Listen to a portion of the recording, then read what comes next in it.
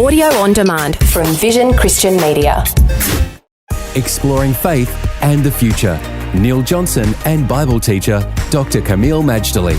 We've begun to talk about solving problems, whether those problems are ones that we face individually or within our family, within our community, or even up to those major issues that we can face in church, national and international problems.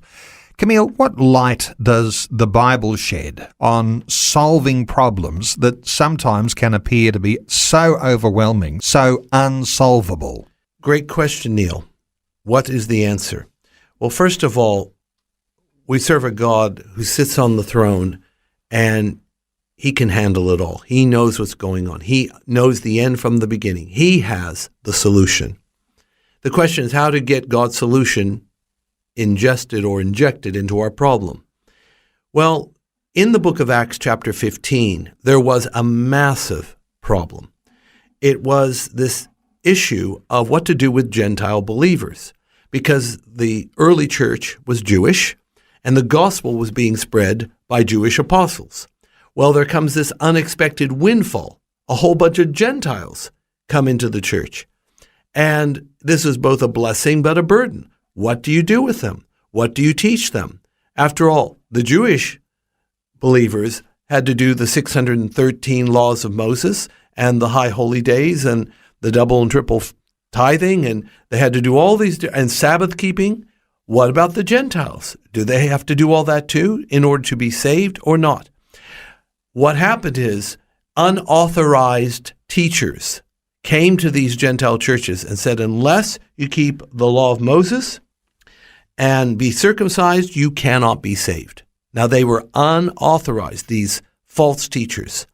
And this is creating a great problem for the early church, to the point there could have been a massive split, there could have been scandal, there could have been all kinds of unsavory spin-offs. They have a council at Jerusalem. What do we do? And what is amazing is that the solution that came probably was not even what they were expecting, but it was Holy Spirit birthed. The point being, no problem we face lacks for a divine solution. No problem. The key is how to tap into that solution. And God is the ultimate strategist. He has a plan. We're familiar with the fact that He is building His church. He is directing the history of the world.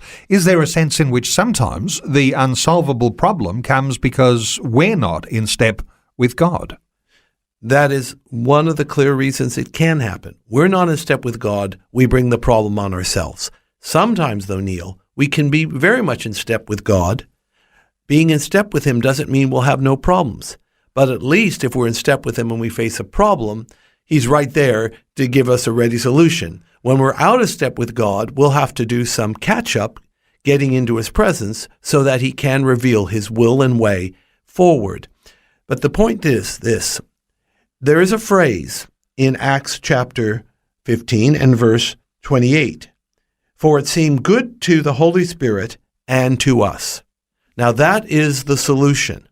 It's good to the Holy Spirit, it's good to us. The key is how to tap into the voice of the Holy Spirit.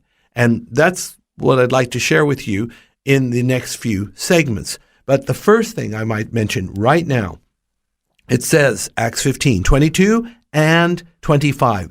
They were all assembled in one accord. This is talking about the church, or at least the leaders, the decision makers. Unity of heart when facing a crisis is the beginning of the end of the problem.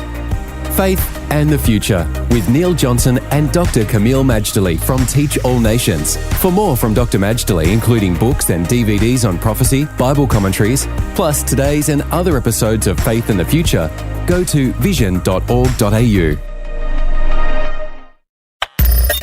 Thanks for taking time to listen to this audio on demand from Vision Christian Media. To find out more about us, go to vision.org.au.